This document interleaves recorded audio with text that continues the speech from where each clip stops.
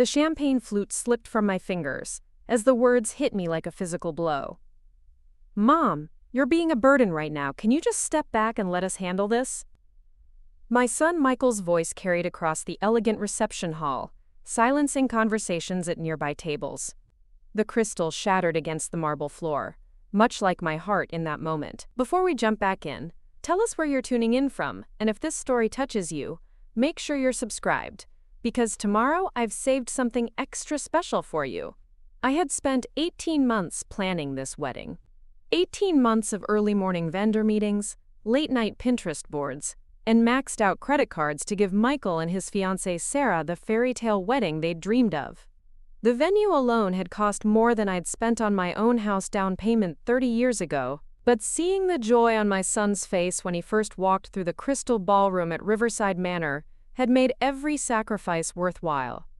Or so I thought. Standing there in my elegant navy dress, the one I'd bought specifically to complement the wedding colors, I felt more alone than I had since my husband Thomas died 7 years ago. The guests were staring now, their faces a mixture of embarrassment and curiosity. Michael's college friends looked uncomfortable, while Sarah's family maintained their politely frozen smiles. The photographer, a young woman I'd personally vetted and hired, lowered her camera uncertainly. What had I done wrong? I'd simply asked the catering manager about the timing for the cake-cutting ceremony. It was my responsibility after all. I was the mother of the groom, the one who had coordinated every detail of this reception. But apparently, in Michael's eyes, I had overstepped some invisible boundary. My name is Margaret Chen, and I'm 64 years old.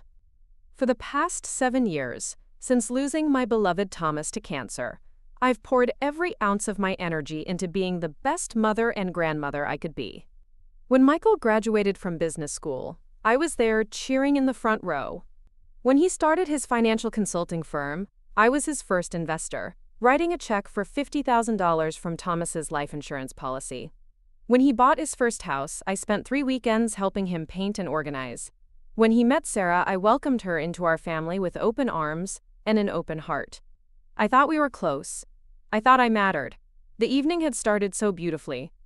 Michael looked handsome in his tailored tuxedo, his dark hair perfectly styled, his smile radiant as he waited at the altar. Sarah was breathtaking in her vintage lace gown, the one we'd found together during a magical afternoon of shopping in the city.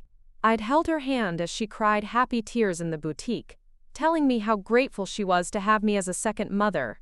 The ceremony itself had been perfect. Father Rodriguez, who had baptized Michael 32 years ago, spoke beautifully about love, commitment, and family. When Michael and Sarah exchanged vows, I dabbed at my eyes with the lace handkerchief that had belonged to my own mother. Thomas would have been so proud to see his son on this day. But now, standing in the aftermath of my son's public humiliation, I realized how naive I'd been. How blind to the signs that had been there all along. The previous months had been challenging, I'll admit. Planning a wedding for 200 guests while managing my own grief and trying to maintain some semblance of financial stability had stretched me thin. After Thomas died, I discovered that his pension wasn't as robust as we'd believed, and the medical bills from his final year had eaten through much of our savings. But I'd never let Michael know about my struggles. He had his own life to build, his own future to secure. Instead, I'd quietly taken on extra work. At 64, I'd started freelance bookkeeping for small businesses, working from my kitchen table late into the night to earn the money needed for wedding expenses. I'd sold Thomas's vintage car collection, pieces I'd planned to keep as mementos, to pay for the flowers and photography. I'd even taken out a small personal loan to cover the final catering costs. Michael never asked about the money. He simply assumed, as adult children often do, that his mother had everything under control. When I handed him the checks, he'd smile and thank me, then immediately start discussing the next item on the wedding planning list. The venue deposit, the band's fee, the upgraded menu options Sarah had fallen in love with during our tasting. Sarah, at least, had seemed aware of the sacrifices being made. She'd often pull me aside at family dinners to express her gratitude, sometimes with tears in her eyes. "Margaret, I can't believe how generous you're being," she'd whisper. My own parents could never afford something like this. You're making dreams come true. But even Sarah's appreciation had begun to feel hollow over the past few weeks. As the wedding approached, both she and Michael had become increasingly focused on impressing their friends, on creating the perfect social media moments, on ensuring every detail met their elevated expectations. I'd watched them transform from the sweet, humble couple I'd grown to love into demanding perfectionists who seemed to view me as their personal wedding coordinator rather than the mother of the groom. The morning of the wedding, I'd arrived at the venue at 7 a.m. to oversee the setup. Michael and Sarah were getting ready at a luxury hotel downtown, enjoying professional hair and makeup services I'd arranged and paid for. Meanwhile, I stood in the empty ballroom with the florist, the caterer, and the band, making sure every detail was executed flawlessly. The centerpieces weren't quite the right shade of blush pink. I spent an hour driving to 3 different flower shops to find the perfect peonies to replace them. The wedding cake had been delivered with a small chip in the fondant. I worked with the baker to repair it, carefully smoothing the surface and touching up the decorative details. The string quartet needed their equipment repositioned twice to achieve the acoustics Michael had requested. By the time I returned home to get ready for the ceremony, I had exactly 90 minutes to shower, style my hair, apply my makeup, and dress. I'd originally planned to have my hair done professionally, alongside Sarah and her bridesmaids, but that expense had been quietly eliminated when the final wedding costs exceeded our already stretched budget. Looking at myself in the mirror that afternoon, I'd felt a moment of pride. Despite everything, despite the exhaustion and stress and financial strain, I looked elegant. The navy dress was flattering, my hair looked presentable, and I was ready to celebrate my son's happiness. The ceremony had been everything I'd hoped for. Watching Michael's face as Sarah walked down the aisle, seeing the love and joy radiating between them, had made every sacrifice worthwhile. This was what mothers did, I'd reminded myself. We gave everything we had to ensure our children's happiness, and we did it gladly. But the reception had been different. From the moment we arrived at the ballroom, I'd sensed a shift in Michael's attitude toward me. He seemed irritated when I approached him with small questions about the evening's schedule. He'd been dismissive when I'd tried to introduce him to some of my friends who had attended the wedding. When the photographer had suggested taking some formal family photos, he'd rushed through them impatiently, barely looking at me. The breaking point had come during the cocktail hour. I'd been standing near the bar, chatting with my neighbor Helen, when I overheard Michael talking to his groomsmen about his business. They were discussing some major deal he was working on, something about commercial real estate investments and impressive profit margins. The numbers they were throwing around were staggering, far more than I'd realized his consulting firm was generating. "Business is booming," Michael had said, with a laugh. "Sarah and I are looking at houses in Westchester now. Something with land, maybe a pool. We're thinking of starting a family soon, and we want space for the kids to grow up."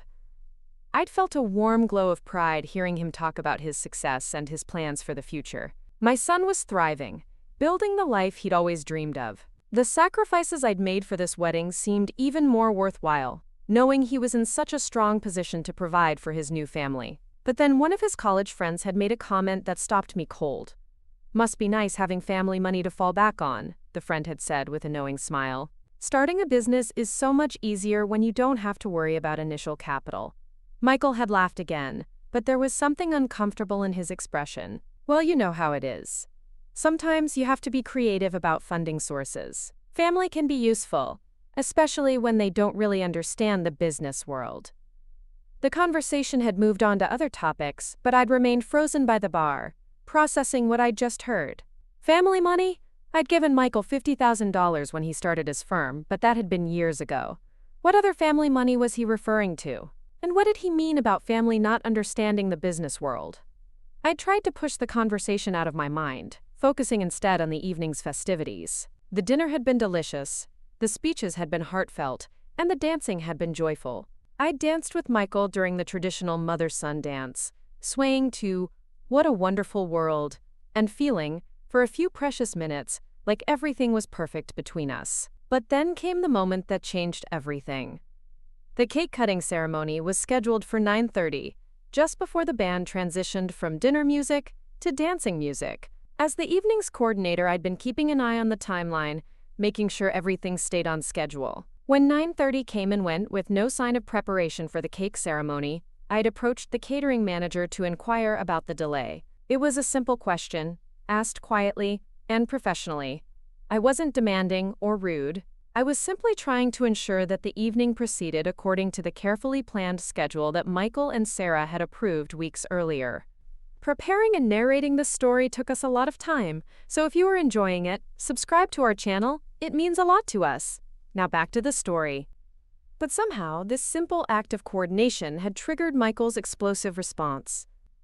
In front of 200 guests, he'd accused me of being a burden, of overstepping boundaries, of interfering in his special day. The humiliation was complete and devastating. Now, as I stood in the aftermath of his outburst, I watched my son's face cycle through a range of emotions. There was anger, certainly, but also something that looked like guilt. Sarah had appeared at his side, her face flushed with embarrassment, whispering urgently in his ear. Other family members were beginning to gather around us, their expressions concerned and confused. "Michael," I said quietly, trying to keep my voice steady despite the trembling in my hands. I was only trying to help. The cake cutting was scheduled for 9:30, and I thought perhaps there had been some confusion with the catering staff. His jaw tightened. "Mom, this is exactly what I'm talking about. You're micromanaging everything. Sarah and I are perfectly capable of handling our own wedding reception. We don't need you hovering over every detail like we're children." The words stung more than I could have imagined. 18 months of planning, countless hours of coordination, tens of thousands of dollars invested, and this was how he saw my efforts. Not as love or sacrifice or dedication, but as interference and control.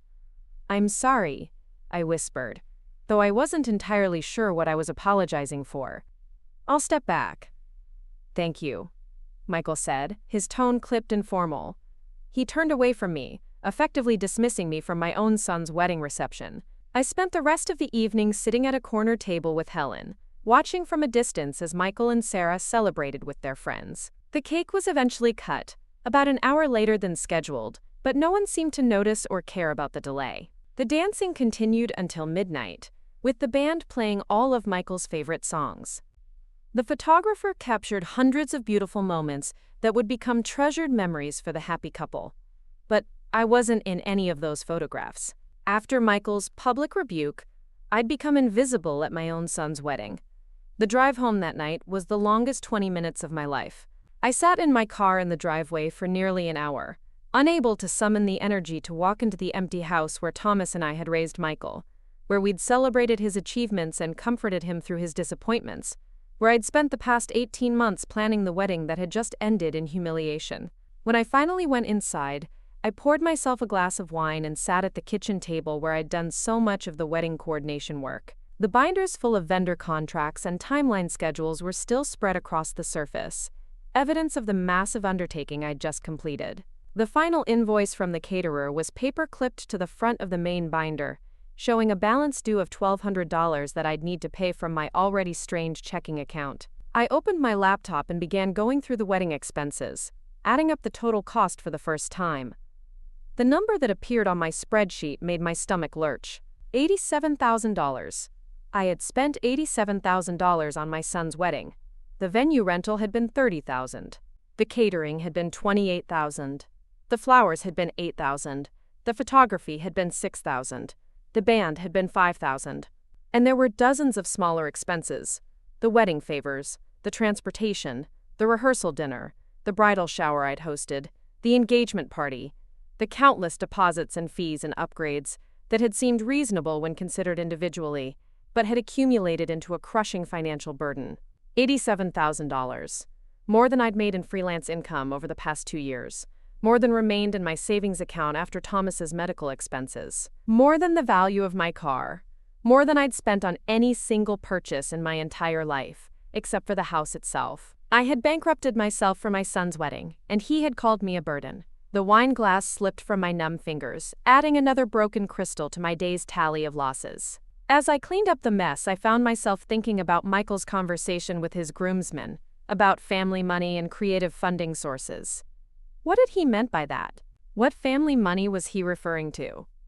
Over the following days, I tried to return to some semblance of normal life. I had freelance projects to complete, bills to pay, a life to rebuild after the emotional and financial devastation of the wedding. But I couldn't stop thinking about that conversation, about the casual way Michael had dismissed family members who, quote, don't really understand the business world. A week after the wedding, Sarah called to thank me for everything I'd done. Her voice was warm and sincere, full of the gratitude that had been notably absent from Michael's behavior. Margaret, I can't stop thinking about how incredible the wedding was, she said. Every single detail was perfect. I know how much work you put into making our day special, and I want you to know how much it meant to us. I'm glad you enjoyed it, I replied, though my heart wasn't entirely in the conversation.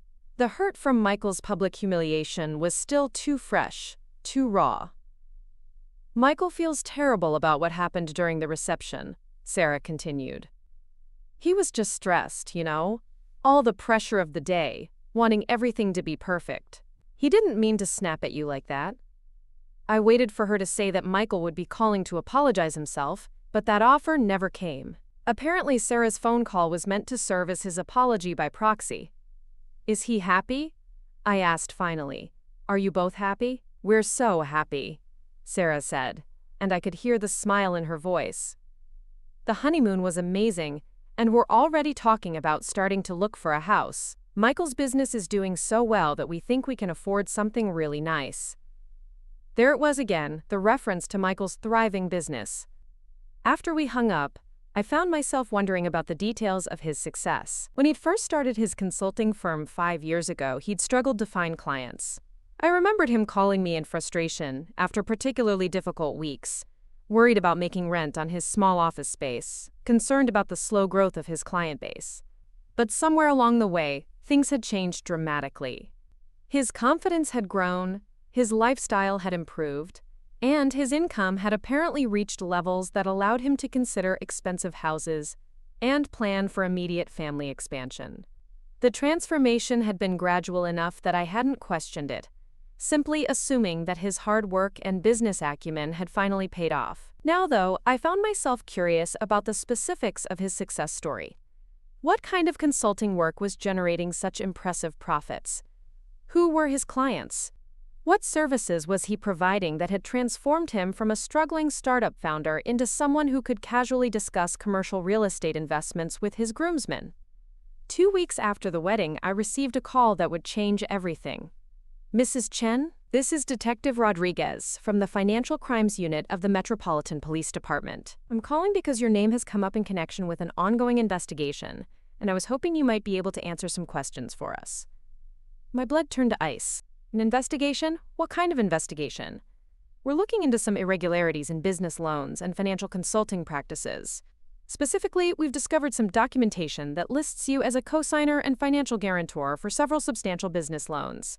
I was wondering if you could tell me about your involvement with Chen Financial Consulting Services. I sat down heavily in my kitchen chair, my mind racing. Detective, I think there's been some mistake. I've never co-signed any business loans. I gave my son some money when he started his business 5 years ago, but that was a gift, not a loan. And I'm certainly not a financial guarantor for anything. There was a pause on the other end of the line. Mrs. Chen, according to the documentation we've obtained, you've co-signed for 3 separate business loans, totaling $460,000 over the past 3 years. The most recent loan was approved just 6 months ago for $180,000. The room began to spin around me. $460,000. My name on loan documents I'd never seen, never signed, never even knew existed. And the timing of that most recent loan, just 6 months ago, right around the time Michael had begun planning his elaborate honeymoon and talking about buying expensive real estate. Detective, I said, my voice barely above a whisper, I think my son has been using my name and financial information without my knowledge or consent. Ma'am, I think you might be right. And if that's the case, we're looking at a serious case of identity theft and bank fraud. Would you be willing to come in and speak with us about this situation?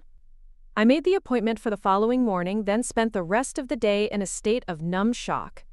My son, the boy I'd raised, the young man I'd supported through college and graduate school, the adult I'd invested in and believed in and sacrificed for, had been systematically stealing my identity to fund his business ventures. The family money his groomsmen had referenced wasn't money I'd willingly given, It was money stolen from my credit and financial reputation, money borrowed against my name without my knowledge, money that had funded his success story while leaving me vulnerable to financial ruin. The wedding humiliation suddenly seemed like a minor slight compared to this massive betrayal. Michael hadn't just called me a burden at his wedding. He'd been treating me like a financial resource to be exploited, a source of credit to be mined, a victim to be deceived and manipulated. That night, I sat at my kitchen table with all of my financial documents spread out before me. Bank statements, credit reports, tax returns, investment account summaries. I went through everything systematically, looking for signs of the fraud that had apparently been happening under my nose for years. What I found was even worse than I'd feared. My credit score had dropped significantly over the past 2 years due to inquiries and accounts I'd never opened. There were 3 credit cards in my name that I'd never applied for, all with substantial balances. My credit report showed the business loans Detective Rodriguez had mentioned, but it also showed smaller personal loans, equipment financing agreements, and various other forms of debt that I'd never authorized. The total amount of fraudulent debt in my name was staggering, over $600,000. Michael had destroyed my financial life to build his own. While I'd been scraping together money for his wedding, working late nights to afford the flowers and photography he'd requested, he'd been using my identity to secure funding for his business expansion and personal lifestyle improvements. The enormity of the betrayal was almost impossible to comprehend. This wasn't a moment of weakness or a single bad decision. This was a systematic, ongoing pattern of fraud that had been perpetrated against me by my own son over a period of years. He'd looked me in the eye hundreds of times during this period, accepting my gifts and sacrifices, knowing all the while that he was stealing from me on a massive scale. I thought about all the times he'd seemed uncomfortable when I'd asked about his business, all the times he'd changed the subject when I'd inquired about his financial success. I'd attributed his evasiveness to professional discretion, but now I realized it had been guilt and deception. The next morning, I met with Detective Rodriguez at the police station. He was a kind man in his 50s who'd clearly handled many cases like mine. He explained that financial fraud by adult children against their parents was unfortunately common, often involving sophisticated schemes that took advantage of family trust and access to personal information. The good news, he said, is that we have substantial evidence of the fraud. The loan applications contain forged signatures, and we've obtained video surveillance from several banks showing your son conducting transactions using accounts that were opened fraudulently in your name. The case against him is very strong. What happens now? I asked. We'll be arresting him within the next few days. Given the amount of money involved and the sophisticated nature of the scheme, he's looking at serious federal charges: bank fraud, identity theft, wire fraud, if any of the transactions crossed state lines. He could be facing 10 to 20 years in prison. I felt no satisfaction at this news, only a deep sadness that seemed to settle into my bones. My son, the person I'd loved more than anyone else in the world, was about to be arrested for stealing from me. The little boy who'd once brought me dandelions and called them flowers, the teenager who'd hugged me when he'd gotten into college, the young man who'd danced with me at his wedding just 3 weeks ago, was a criminal who'd been systematically destroying my financial life for years. Mrs. Chen, Detective Rodriguez said gently, I need to ask you something, and I want you to think carefully before you answer. Did you have any suspicion that this was happening? Any unusual phone calls, mail, requests for information? I considered the question seriously. Had there been signs I'd missed? Looking back, I could identify moments that might have been red flags. Michael's evasiveness about his business details. His assumption that I could afford the wedding expenses. His comment about family members who didn't understand the business world. But at the time, none of these things had seemed particularly suspicious. They just seemed like normal family dynamics, the kind of small tensions and misunderstandings that exist in every parent-child relationship. I trusted him completely, I said finally. It never occurred to me to be suspicious of my own son. Detective Rodriguez nodded sadly. That's exactly what makes these cases so devastating. The victims are betrayed not just financially, but emotionally. The people who hurt them are the people they trusted most. He was right. The financial damage was severe, but the emotional damage was far worse. Michael hadn't just stolen money from me. He'd stolen my faith in him, my confidence in my own judgment, my sense of security in the world. He'd made me question everything I thought I knew about our relationship, about his character, about my own worth as a mother. The arrest happened 3 days later. I learned about it not from the police but from Sarah, who called me sobbing hysterically. "Margaret, something terrible has happened," she cried. "The police came to our apartment this morning and arrested Michael. They're saying he committed bank fraud, that he stole money using your name. Please tell me this is some kind of mistake." I closed my eyes, feeling ancient and tired. "Sarah, I'm so sorry, but it's not a mistake. Michael has been using my identity to secure business loans for several years. The police have evidence." The silence on the other end of the line stretched for a long moment. When Sarah spoke again, her voice was barely a whisper. "How much money?" "Over $600,000. Sarah's sharp intake of breath was audible. 600. "Margaret, I had no idea. I swear to you, I had no idea. I thought his business was just doing really well. He told me he was getting big clients, that his consulting work was taking off. He never said anything about loans or using your credit." I believed her. Sarah had been as much a victim of Michael's deception as I had been, perhaps more so. She'd married him believing he was a successful businessman, never knowing that his success was built on fraud and theft. Now she was facing the collapse of her marriage, her financial security, and her dreams for the future.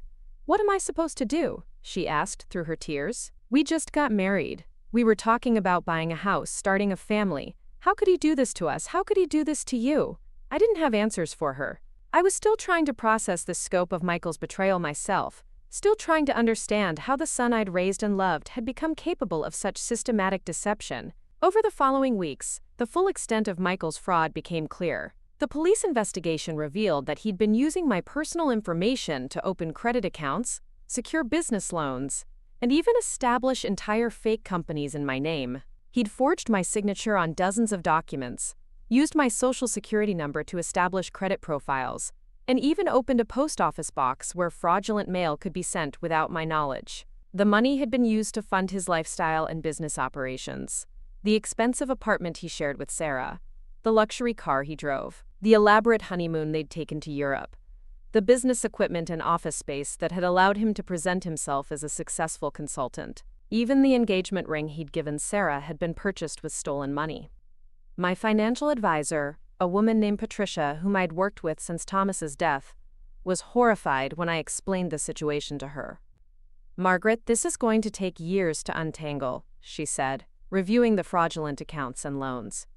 "Your credit is completely destroyed. You're technically liable for all of this debt, even though you didn't authorize it. We'll need to file fraud claims with every creditor, dispute every account, and work with the prosecutors to ensure that restitution is part of any plea agreement." The legal process was exhausting and humiliating. I had to provide detailed statements about my relationship with Michael, prove that I hadn't willingly participated in his schemes, and document every aspect of my financial life to demonstrate that I couldn't have afforded the loans he'd secured in my name. The worst part was having to explain to friends and neighbors what had happened. Word spread quickly in our small community, and I found myself the subject of whispered conversations and pitying looks. Some people were sympathetic, understanding that I was a victim of my son's crimes, but others seemed to view me with suspicion, wondering how a mother could be so naive about her own child's activities. Helen, my neighbor who had attended the wedding with me, was one of the few people who offered unconditional support. "Anyone could have been fooled," she assured me over coffee one afternoon. "Michael seemed like such a devoted son. The way he talked about you, the way he included you in his life, nobody would have suspected he was capable of something like this." But I wasn't sure that was true. Looking back, I could see patterns that might have revealed his deception if I'd been more suspicious, more questioning, less trusting.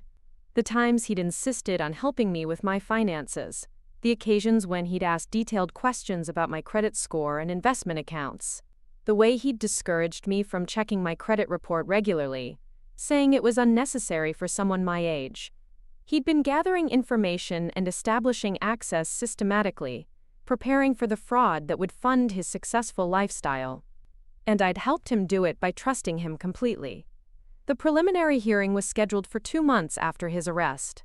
Michael's lawyer, an expensive criminal defense attorney whose fees were presumably being paid with more stolen money, argued that his client had intended to pay back all the loans and that no permanent harm had been done. I sat in the courtroom listening to this argument with a mixture of rage and disbelief. No permanent harm? My credit was destroyed, my savings were depleted, my retirement security was gone, and my relationship with my only child was ruined forever. How could anyone claim that no permanent harm had been done? When the prosecutor asked me to make a victim impact statement, I stood up slowly and looked directly at Michael for the first time since his arrest. He was wearing an expensive suit, probably another purchase made with stolen money, and his hair was perfectly styled. He looked successful and confident, nothing like a criminal facing serious charges. But he couldn't meet my eyes. "Your Honor," I began, my voice steady despite the trembling in my hands. "The defendant is my son. I raised him, supported him, loved him unconditionally for 32 years. I gave him everything I had to give, including a kidney when he was sick as a child, including 18 months of my life and $87,000 of my money to plan his wedding." I paused, watching Michael's face. He was staring at his hands, his jaw clenched tight. But what he stole from me wasn't just money. He stole my trust, my security, my faith in the person I loved most in the world. He turned me into a victim in my own life, made me question my own judgment, made me afraid of my own financial future. The money can potentially be recovered, but the damage to our relationship, to my sense of security in the world, can never be repaired. I sat down, feeling drained, but also strangely relieved. I'd said what needed to be said, expressed the full scope of what Michael had taken from me. The judge set bail at $500,000, which Michael's lawyer immediately posted. Apparently, even facing serious criminal charges, my son still had access to substantial financial resources. I wondered whose money he was using now, whose trust he was exploiting to fund his legal defense. As I left the courthouse that day, I made a decision that would have seemed impossible just a few months earlier. I was done being Michael's victim. I was done being the naive, trusting mother who enabled his deception through blind love and unconditional support. It was time to fight back. The woman who had been humiliated at her son's wedding, who had discovered her child's massive betrayal, who had sat quietly through legal proceedings while expensive lawyers argued that no real harm had been done, was about to become someone entirely different. Someone who understood exactly how dangerous unconditional love could be when it was given to someone who didn't deserve it. Someone who was ready to ensure that Michael faced the full consequences of his choices, regardless of the cost to our relationship or my own heart. The mother who had given him everything was gone. In her place stood a woman who intended to take back everything he had stolen, starting with her own dignity and self-respect. The real battle was just beginning. The morning after the preliminary hearing, I woke with a clarity I hadn't felt in months.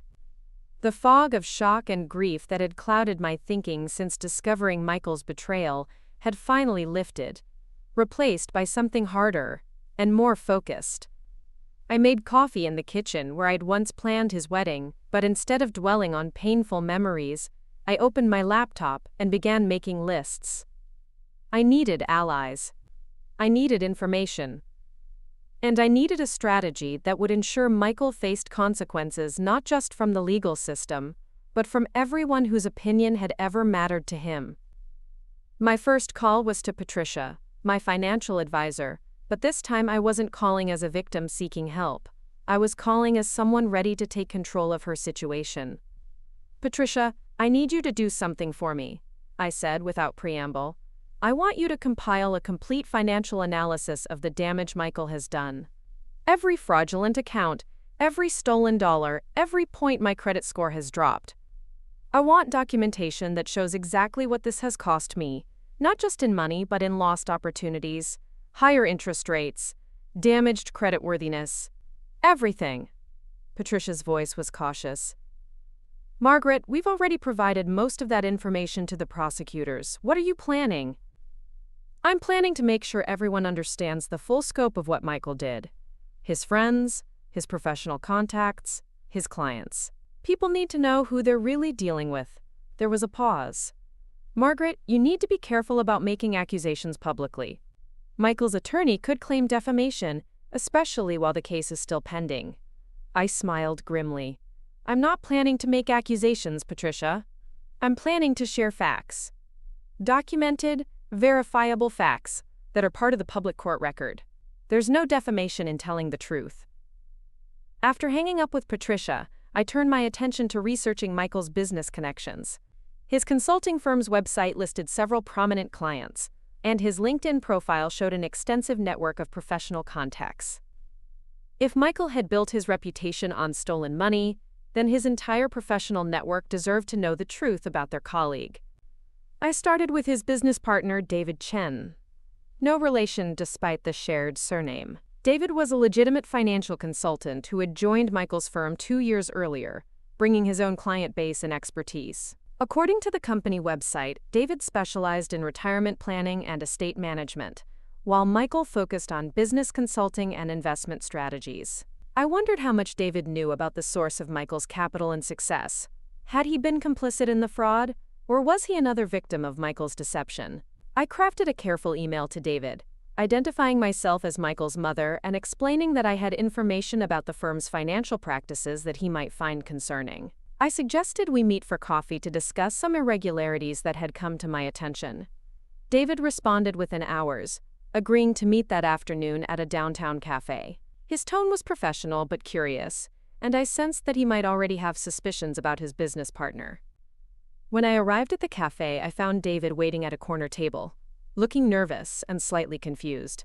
He was younger than Michael, probably in his late 20s, with the earnest expression of someone who had built his career on genuine expertise rather than deception. "Mrs. Chen," he said, standing to greet me, "I have to admit, your email was quite mysterious.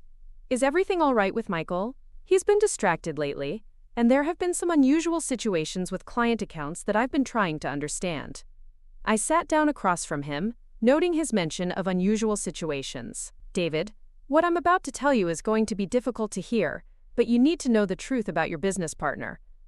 I laid out the facts systematically. Michael's arrest for bank fraud, the $600,000 in loans secured using my identity, the years of systematic theft that had funded his lifestyle and business operations, the criminal charges he was facing, and the likelihood of a lengthy prison sentence. David's face went through a series of expressions as I spoke: confusion, disbelief, horror, and finally, a kind of sick recognition. "Oh my God," he whispered when I finished. "This explains so much. The cash infusions into the business that he could never quite explain. The expensive equipment purchases that didn't match our revenue. The way he always insisted on handling certain client accounts personally." "What kind of client accounts?" I asked. David looked around the cafe nervously, then leaned forward and lowered his voice. "Mrs. Chen, I think Michael has been using client funds to cover his personal expenses. There have been several occasions where investment accounts showed temporary shortfalls that were later covered by mysterious deposits. I questioned him about it, and he always had explanations about delayed transfers or accounting errors. But now you realize he was stealing from clients too." David nodded miserably. "I've been reviewing our books more carefully over the past few weeks, and there are discrepancies I can't explain. Money moved between accounts without proper documentation. Investment purchases that don't match client instructions. And some of our biggest clients have been asking questions about their account performance that I haven't been able to answer satisfactorily." This was worse than I'd imagined. Michael hadn't just stolen from me. He'd been running what amounted to a Ponzi scheme, using new client investments to cover previous thefts while skimming money for his personal use. "David, you need to contact the authorities immediately. And you need to distance yourself from Michael's activities before you become legally liable for his crimes." "I know," he said, his voice barely audible. "I've been afraid this day would come, but I kept hoping I was wrong about my suspicions." Michael was so convincing, so confident. He made everything seem legitimate. We spent another hour discussing the specifics of the business operations and the clients who might have been victimized by Michael's schemes. David promised to contact Detective Rodriguez and provide full cooperation with the investigation. He also agreed to help me compile a list of Michael's professional contacts and business relationships. As I drove home from the meeting, I felt a mixture of satisfaction and sadness. Each new revelation about Michael's crimes made it easier to let go of my lingering maternal loyalty, but it also deepened my understanding of how completely he had betrayed not just me, but everyone who had trusted him. That evening, I received an unexpected phone call from Sarah. "Margaret, I need to see you," she said, her voice strained and exhausted. "There are things about Michael that I'm learning, things that I think you should know." We arranged to meet the next morning at my house. When Sarah arrived, she looked like she'd aged years in the weeks since Michael's arrest. Her face was pale and drawn, her usually perfect hair pulled back in a messy ponytail, her clothes wrinkled as if she'd slept in them. "I've been going through our financial records," she said without preamble, settling into the chair across from my kitchen table. "Trying to understand what we can afford, what debts we have, what assets might be seized as part of the criminal case." She pulled out a manila folder stuffed with bank statements, credit card bills, and legal documents. "Margaret, I found things that I think you need to see. Things that show Michael's fraud goes back much further than anyone realized." Sarah spread the documents across the table, organizing them chronologically. "This is our joint checking account," she said, pointing to a series of bank statements. "Look at these deposits over the past 3 years. Large amounts, always in round numbers, always with vague descriptions like, quote, consulting fee, or, quote, project payment." I studied the statements, noting deposits of $10,000, $15,000, even $25,000, appearing regularly throughout the timeline. "These are from the fraudulent loans?" "Some of them, yes, but look at this." Sarah pulled out another set of documents. "These are statements from accounts I didn't even know existed. Business accounts, investment accounts, even a savings account that Michael apparently opened, using both our names but never told me about." The additional accounts showed a complex web of financial transactions that painted a picture of systematic fraud spanning years. Money flowing in from various sources, including the loans secured with my identity, then being moved between accounts to obscure its origins before being used for personal expenses.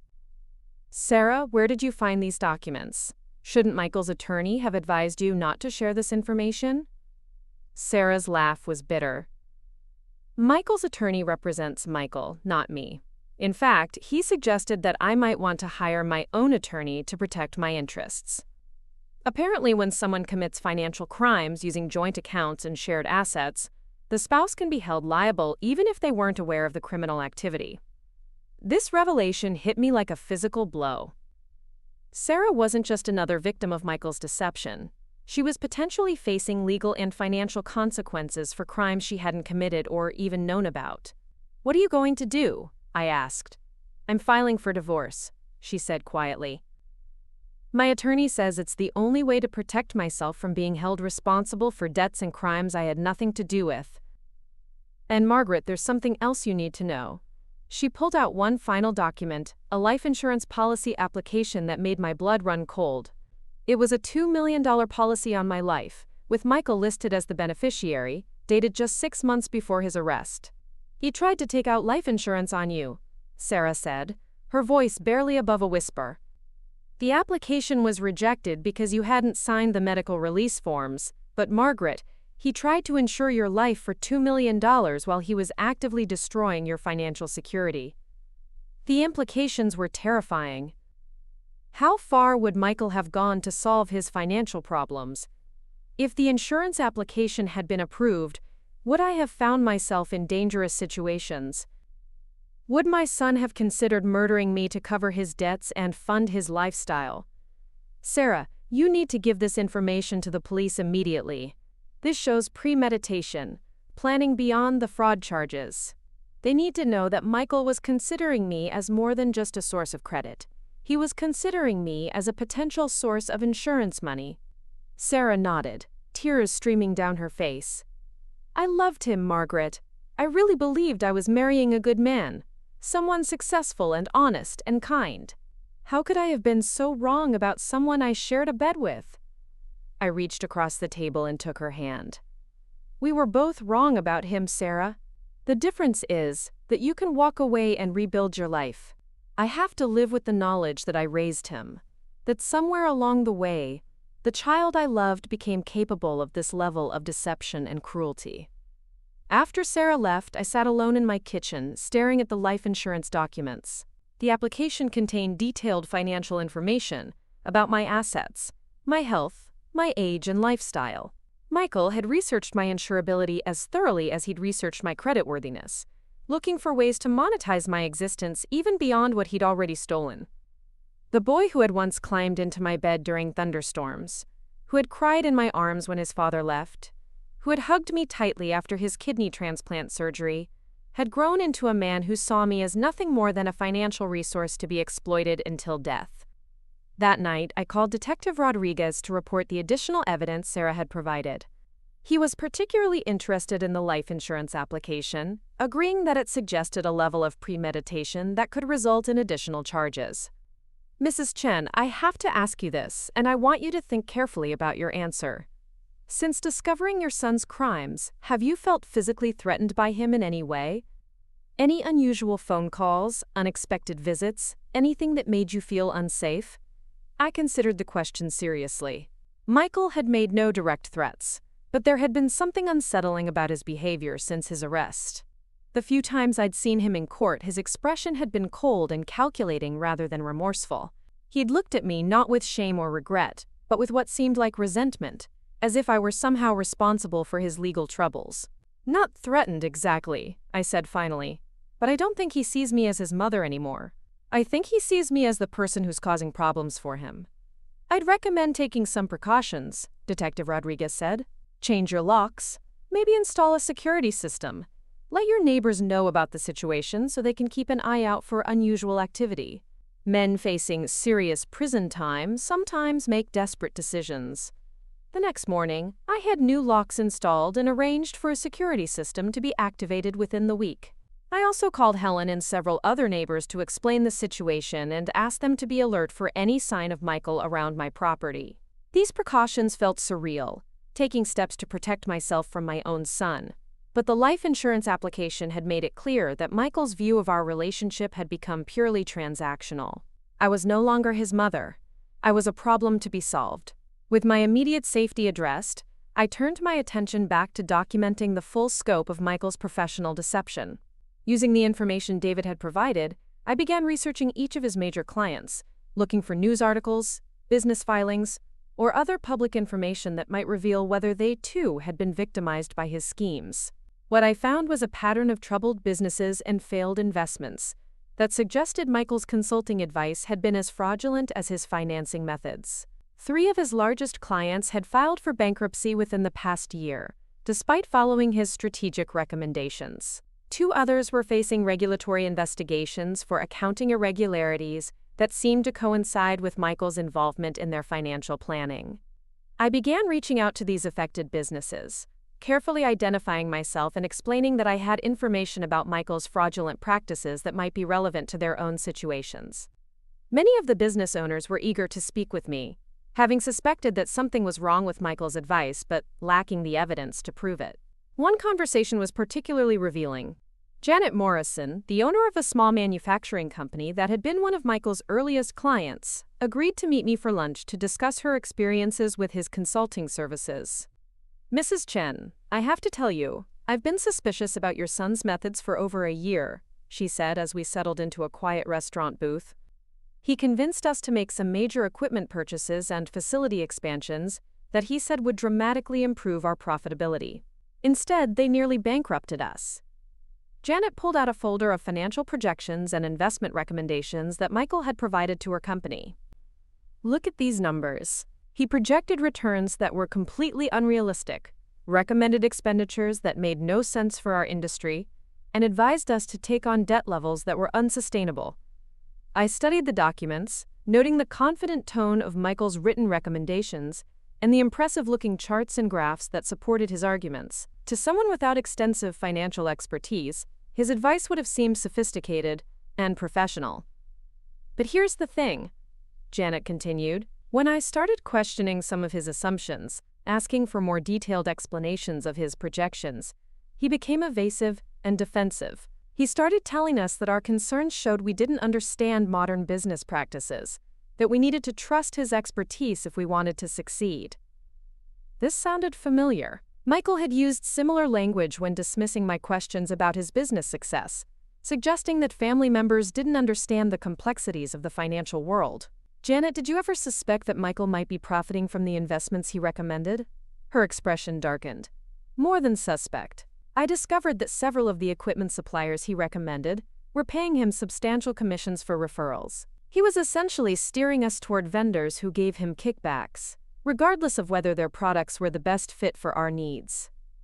This was another layer of fraud I hadn't considered. Michael hadn't just been stealing through identity theft and client fund manipulation. He'd been taking kickbacks from vendors, creating conflicts of interest that compromised his fiduciary duty to his clients. "Why didn't you report this to the authorities?" I asked. I was planning to, but then I heard about his arrest for the fraud charges involving his mother. I figured the legal system was already dealing with him. Janet paused, studying my face. "Mrs. Chen, I'm sorry you're his mother. This must be incredibly difficult for you." "It is," I admitted. "But I've decided that being his mother doesn't mean protecting him from the consequences of his choices. People like you deserve to know the truth about who they were dealing with." Janet and I spent another hour discussing the details of Michael's questionable business practices and the damage he'd done to her company. By the time we parted, she had agreed to contact Detective Rodriguez and provide evidence of the kickback schemes and fraudulent advice that had nearly destroyed her business.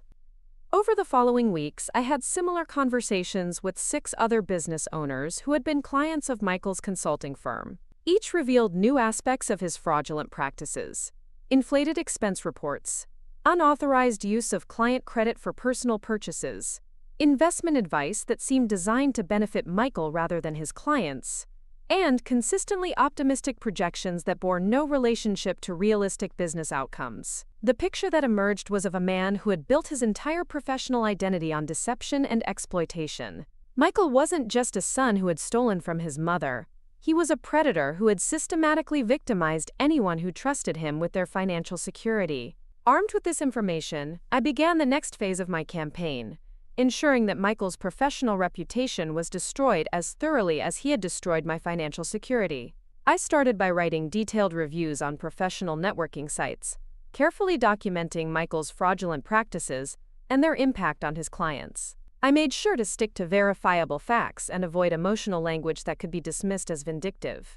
Each review was clinical, professional, and devastating. I also reached out to industry publications and financial newsletters, providing them with information about Michael's case and its implications for the consulting industry.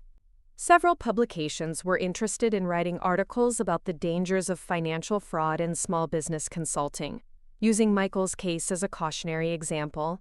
The response was swift and satisfying. Within 2 weeks of my campaign beginning, Michael's business website had been taken down, his professional licenses were under review by regulatory agencies, and his name was associated with fraud and deception whenever anyone searched for him online. But I wasn't finished. The professional destruction was only the beginning of Michael's reckoning. My next target was his social circle, the friends and acquaintances who had benefited from his fraudulently funded lifestyle, the groomsmen who had attended his expensive bachelor party, the couples who had joined him and Sarah for luxury vacations, the networking contacts who had been impressed by his apparent success and eager to associate with him professionally. I began reaching out to these people, not to spread gossip or create drama, but to ensure they understood exactly who they had been associating with. I sent carefully crafted messages explaining the criminal charges Michael was facing, the evidence of his fraud, and the impact his crimes had had on his victims. The responses were mixed. Some people expressed shock and sympathy, claiming they had no idea about Michael's criminal behavior. Others seemed defensive, as if they felt guilty about having enjoyed the benefits of his stolen money. A few were openly skeptical, suggesting that I might be exaggerating or misunderstanding the situation. But the overall effect was exactly what I'd hoped for. Michael's social network began to collapse. Invitations were withdrawn, professional opportunities disappeared, and the lifestyle he'd built on stolen money crumbled as the people who had supported it learned the truth about its foundation. The most satisfying response came from James Patterson, one of Michael's groomsmen who had made the comment about family money at the wedding reception. When I contacted him with the facts about Michael's fraud, his reply was immediate and horrified. Mrs. Chen, I am absolutely appalled to learn what Michael has done to you and his other victims. I had no idea that his apparent success was built on criminal activity. Please know that several of us in his friend group are discussing how we can help support the prosecution's case against him. What he did is unforgivable. James went on to explain that Michael had borrowed money from several friends over the past year, claiming temporary cash flow problems with his business. None of this money had been repaid, and in light of the criminal charges, it was clear that these loans had been additional forms of fraud. We've all been talking, and we think Michael has been living a completely false life for years, James wrote. The expensive dinners, the luxury trips, the generous gifts he gave people, it was all funded by money he stole from you and his clients. We feel sick about having participated in it, even unknowingly. Reading this message, I felt a deep satisfaction that had nothing to do with revenge and everything to do with justice. Michael's victims were finally understanding the scope of his deception, and his enablers were recognizing their role in legitimizing his fraudulent lifestyle. But even as I celebrated these victories, I knew that the most important battle was yet to come. The criminal case was proceeding slowly through the court system, and Michael's expensive attorney was working hard to minimize his client's legal exposure. I needed to ensure that when Michael finally faced sentencing, the judge understood not just the financial scope of his crimes, but their emotional and personal impact on his victims. I needed to make sure that his punishment fit not just the legal definition of his crimes, but their human cost. That meant preparing for the most difficult conversation of my life, my victim impact statement at Michael's sentencing hearing. For weeks, I worked on crafting a statement that would capture the full devastation of Michael's betrayal, while avoiding the kind of emotional language that might be dismissed as maternal dramatics. I wanted the court to understand that this wasn't just a case of financial fraud. It was a case of profound personal betrayal that had destroyed not just my financial security, but my faith in the most fundamental human relationships. I practiced the statement dozens of times, refining the language, strengthening the logic, preparing for the moment when I would look my son in the eye and tell the court exactly what he had taken from me. The preliminary hearing had been just the beginning. The real reckoning was still to come, and I intended to make sure that Michael faced the full consequences of every choice he had made, every lie he had told, every dollar he had stolen. The mother who had planned his wedding was gone. The woman who had discovered his crimes was evolving, and the person who would face him at sentencing was someone he had never met before. A victim who refused to be silenced, dismissed, or forgotten. Someone who understood that true justice required not just legal consequences, but the complete destruction of the false life he had built on stolen foundations. The final phase of my campaign was about to begin. The sentencing hearing was scheduled for a crisp October morning, exactly 11 months after Michael's wedding. I arrived at the courthouse early, wearing the same navy dress I'd worn to his reception, though it felt different now. Then, it had been chosen to complement his special day. Today, it was armor for the most important battle of my life. The courtroom was packed with victims, witnesses, and reporters. Word of Michael's case had spread throughout the financial community, making it a cautionary tale about fraud in small business consulting. I recognized several faces from my investigation. David sat near the front, looking nervous but determined. Janet Morrison and 3 other business owners occupied a row behind him.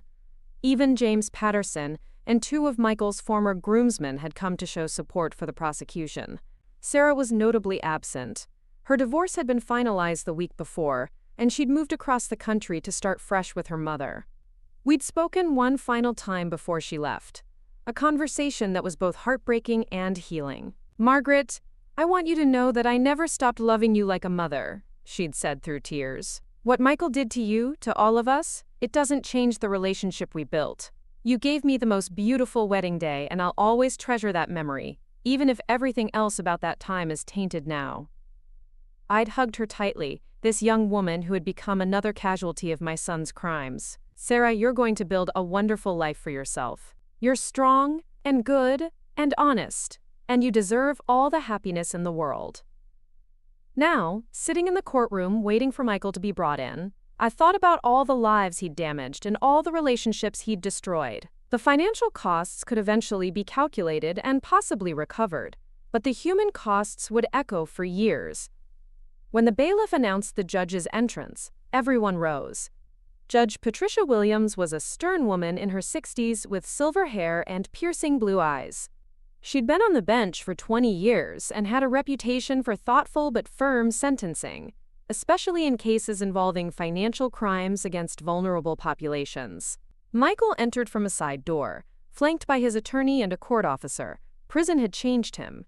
He'd lost weight, and his expensive suits had been replaced with an orange jumpsuit that made him look younger and more vulnerable. For a moment, seeing him like this, I felt a flicker of the maternal instinct that had driven so many of my decisions over the years. Then I remembered the life insurance application, and the feeling disappeared. The prosecution began by presenting their case for the maximum sentence allowed under federal guidelines. Assistant District Attorney Rachel Martinez was a sharp woman who had handled dozens of financial fraud cases, and she laid out Michael's crimes with clinical precision. Your Honor, the defendant perpetrated a sophisticated scheme of identity theft, bank fraud, and client exploitation that spanned over 4 years and caused damages exceeding $800,000, she began. This was not a momentary lapse in judgment or a single bad decision. This was a calculated, ongoing criminal enterprise designed to fund a lifestyle the defendant could not afford through legitimate means. She methodically presented the evidence, the forged loan applications, the manipulated client accounts, the kickback schemes, the attempted life insurance fraud. Each revelation hit like a hammer blow, painting a picture of systematic deception that was almost impossible to comprehend. The defendant didn't just steal money, Martinez continued. He stole trust, security, and peace of mind from victims who had every reason to believe in his integrity. His primary victim was his own mother, a 64-year-old widow who had already sacrificed tremendously for his welfare, including donating a kidney when he was ill as a child. I saw Michael flinch at this reference to my organ donation, the first sign of emotion he'd shown since entering the courtroom. The defendant exploited the most fundamental human bonds, family trust and professional relationships to fund a lifestyle built entirely on lies. His crimes have destroyed his mother's financial security, bankrupted several small businesses, and shattered the faith that his victims had in their own judgment and in the basic decency of human relationships. When Martinez finished, Michael's attorney, Richard Blackwood, rose to present the defense case. Blackwood was everything I'd expected from an expensive criminal lawyer, polished, articulate, and utterly without shame about defending the indefensible. Your Honor, my client stands before you today as a man who made serious mistakes, but also as someone who has shown genuine remorse for his actions and a commitment to making amends to his victims, Blackwood began. I almost laughed out loud at this characterization. In the 11 months since his arrest, Michael had made no attempt to contact me, express remorse, or offer any form of restitution. His only communications had been through attorneys demanding that I cease my public campaign to expose his crimes. Mr. Chen is a first-time offender who built a successful business and employed several people in the community, Blackwood continued.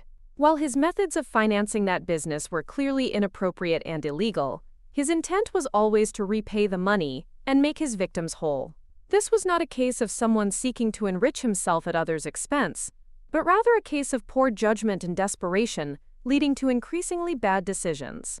Blackwood painted a picture of Michael as a troubled entrepreneur who had gotten in over his head, making him sound more like a victim of circumstances than a calculating predator. It was a skillful performance, designed to minimize his client's culpability and maximize sympathy. Furthermore, Your Honor, Mr. Chen has already suffered significant consequences for his actions. His marriage has ended, his business has been destroyed, his professional reputation is ruined, and he faces the prospect of years in federal prison. Additional punishment serves no purpose beyond simple retribution, which is not the goal of our justice system. When Blackwood finished, Judge Williams called for victim impact statements. This was the moment I'd been preparing for, the opportunity to ensure that the court understood the full scope of what Michael had done to his victims. I rose from my seat and walked to the podium, carrying the statement I'd refined through dozens of drafts. Michael's eyes followed me, and for the first time since his arrest, We made direct eye contact.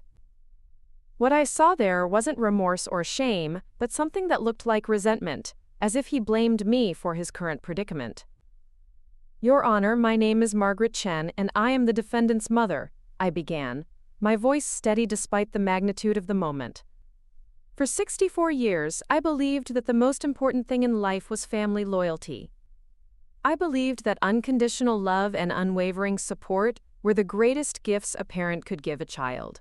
Today, I stand before you as someone who has learned the dangerous consequences of that philosophy. I looked directly at Michael as I spoke, wanting him to see the person he had created through his choices. The defendant didn't just steal money from me.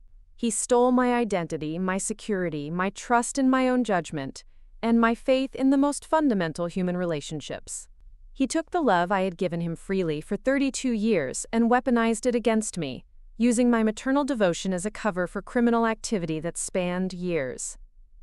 I pulled out a folder containing the financial analysis Patricia had prepared, the documentation that showed the full scope of the damage. "Your Honor, the defendant destroyed my credit, depleted my savings, and left me vulnerable to financial ruin at an age when I should be enjoying the security that comes from a lifetime of responsible financial management.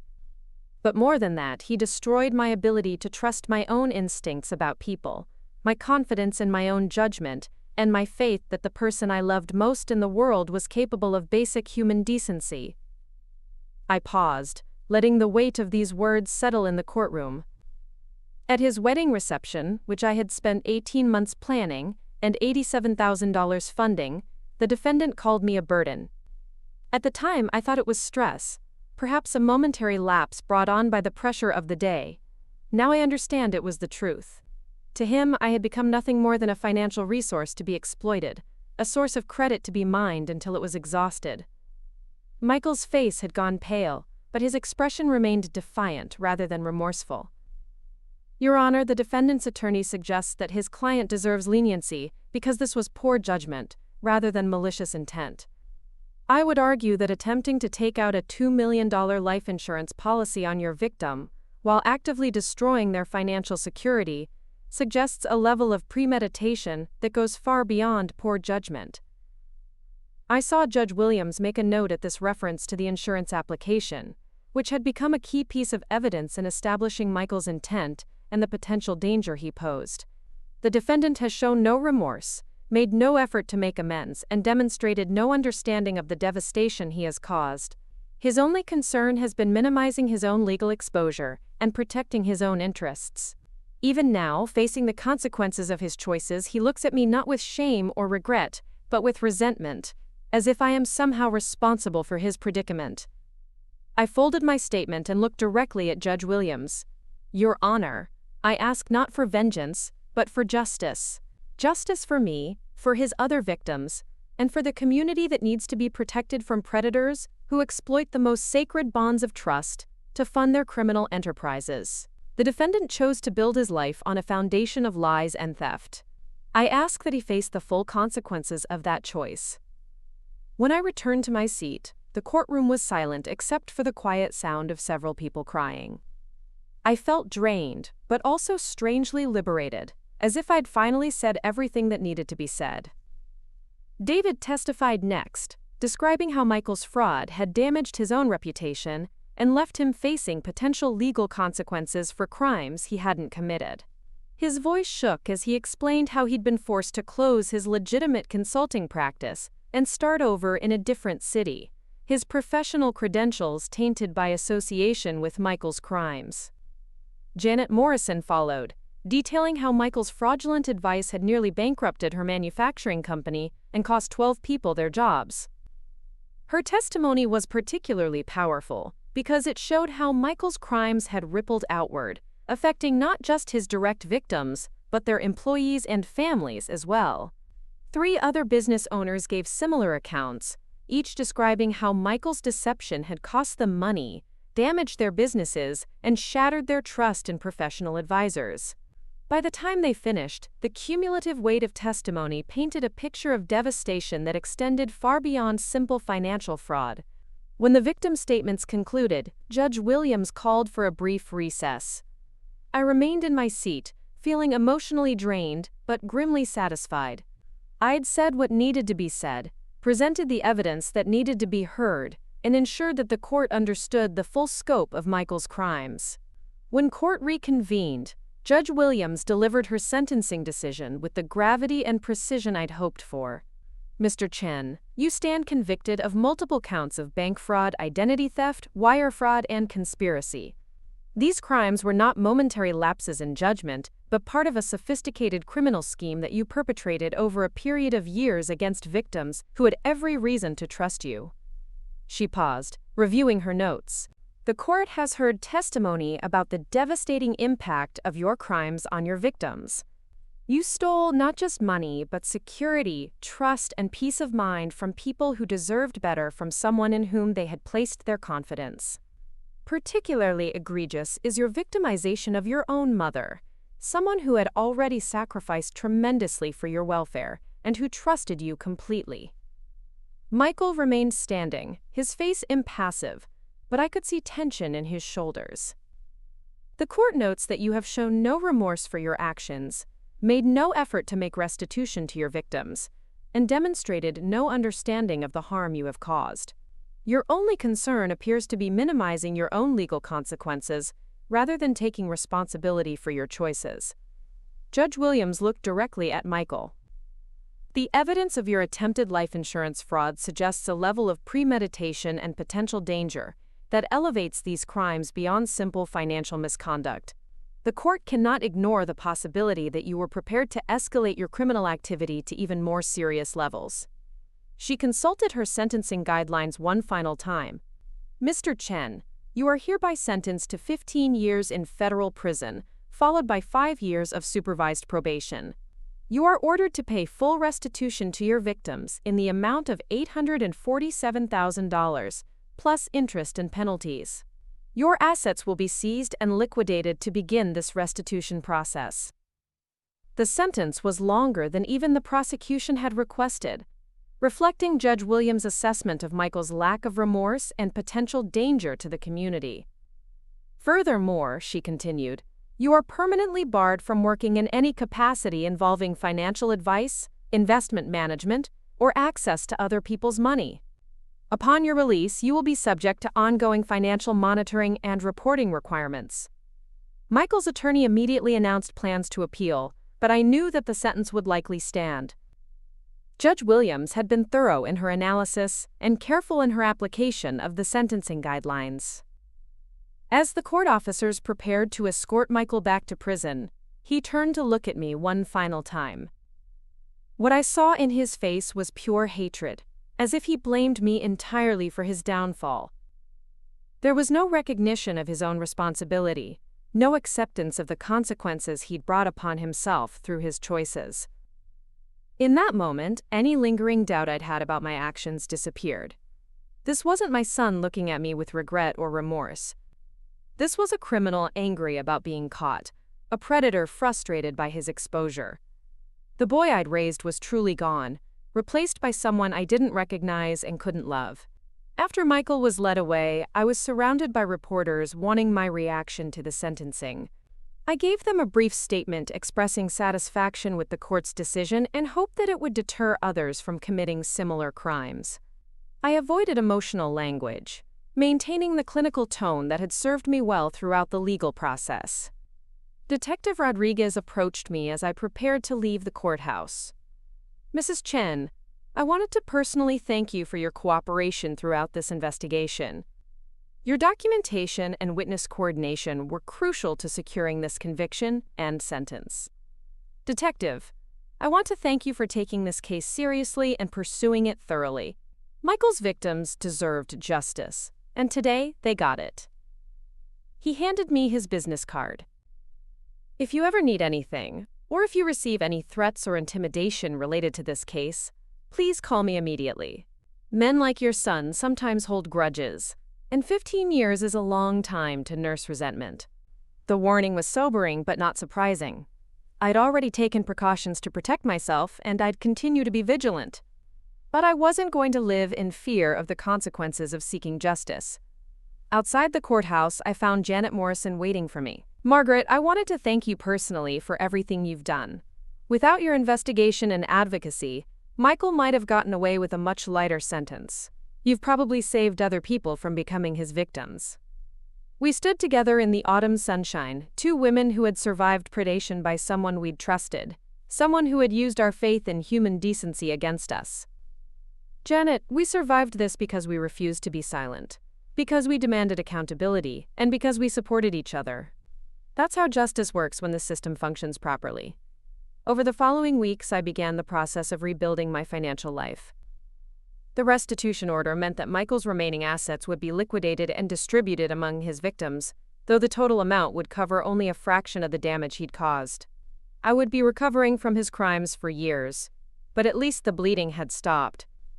Patricia helped me develop a financial recovery plan that would allow me to rebuild my credit and restore some measure of security over time. It would take discipline and sacrifice, but I was confident in my ability to recover. I'd overcome greater challenges before. More importantly, I began the process of rebuilding my faith in human relationships. Michael's betrayal had damaged my ability to trust, but it hadn't destroyed it. The support I'd received from people like Helen, Sarah, David, and the other victims had shown me that most people were fundamentally decent, that betrayal was the exception rather than the rule. I started volunteering with a local organization that helped elder abuse victims, using my experience to help others who had been victimized by family members or trusted advisors. It was painful work, but also healing, allowing me to transform my trauma into something useful for others. 6 months after the sentencing, I received an unexpected letter from Sarah. She'd settled in Portland, found work with a nonprofit organization, and was slowly rebuilding her life. Margaret, she wrote, I think about you often, and hope you're finding peace after everything that happened. I wanted you to know that I've started therapy to work through the trauma of discovering that my marriage was built on lies, and that the person I loved was someone I never really knew. She went on to describe her new life, her work helping other victims of financial abuse, and her slow journey toward trusting people again.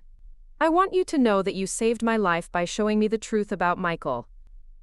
If you hadn't investigated his crimes and shared what you found, I might have spent years enabling his criminal behavior without realizing it.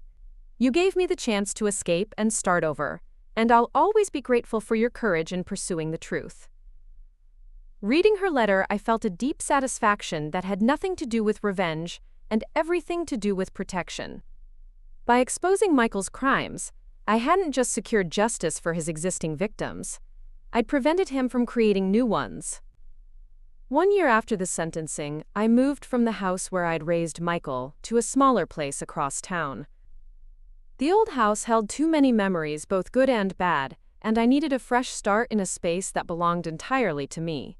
The new house was perfect for my current life, manageable, secure, and filled with light. I set up an office where I continued my freelance bookkeeping work and my volunteer advocacy. I planted a garden where I could grow flowers and vegetables. I created spaces for reading, for entertaining the few close friends I'd maintained, for the quiet life I was building from the ruins of my relationship with Michael. On the anniversary of his sentencing, I received a letter from him in prison. It was the first communication I'd received from him since his arrest, and I debated whether to read it or simply destroy it unopened. Finally, curiosity won. The letter was 3 pages of self-pity and blame, accusing me of destroying his life out of spite and vengeance. He claimed that his crimes had been motivated by a desire to provide for his family, that he'd always intended to pay back the money, that my investigation had been an act of maternal betrayal that had ruined any chance of rehabilitation. There was no acknowledgement of the damage he'd done, no acceptance of responsibility for his choices, no recognition of the impact his crimes had had on his victims. It was exactly what I'd expected from someone who had looked at me with hatred rather than remorse at his sentencing. I tore up the letter and threw it away without responding. Michael had lost the right to my attention, my energy, and my emotional investment. He was no longer my son. He was simply a criminal, serving the sentence he'd earned through his choices. 2 years later, I was thriving in ways I never could have imagined, during the darkest days of discovering his betrayal. My financial situation had stabilized, my volunteer work was deeply fulfilling, and I'd developed new friendships based on mutual respect and shared values rather than blood relationships or inherited obligations. I'd learned that love without boundaries was not actually love at all, but enablement. I'd discovered that trust without verification was naivete rather than loyalty. And I'd found that justice, even when it came at great personal cost, was essential for healing and moving forward. Most importantly, I'd learned that family was not defined by biology, but by behavior. That the people who deserved my love and loyalty were those who treated me with respect and honesty, regardless of their relationship to me. Michael would be eligible for parole in 12 years, assuming good behavior. By then, I would be 76 years old, hopefully enjoying the peaceful retirement I was working to build. I would not be visiting him in prison, writing letters, or waiting for his release. The son I'd loved was gone, and the criminal who had replaced him was no longer my responsibility. On the 3rd anniversary of his wedding, the day that had started this entire nightmare, I hosted a dinner party in my new home for the friends who had supported me through the darkest period of my life.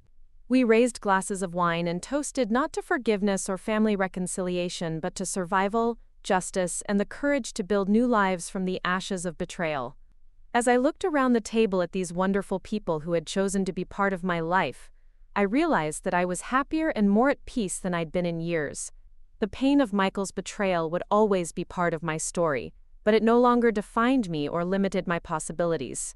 I'd learned that sometimes the most loving thing you can do is refuse to enable someone's destructive behavior, even when that someone is your own child. I'd discovered that justice was not the opposite of love, but its necessary companion. And I'd found that life could be beautiful and meaningful, even after the most fundamental relationships were destroyed by betrayal and crime. The mother who had given everything for her son's happiness was gone. In her place was a woman who understood her own worth, who demanded respect from the people in her life, and who had learned that true love required boundaries, accountability, and mutual respect.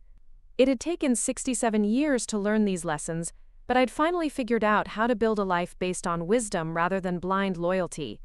And that life, built on the solid foundation of truth and justice, rather than the shifting sands of unconditional enabling, was more satisfying than anything I'd ever known before.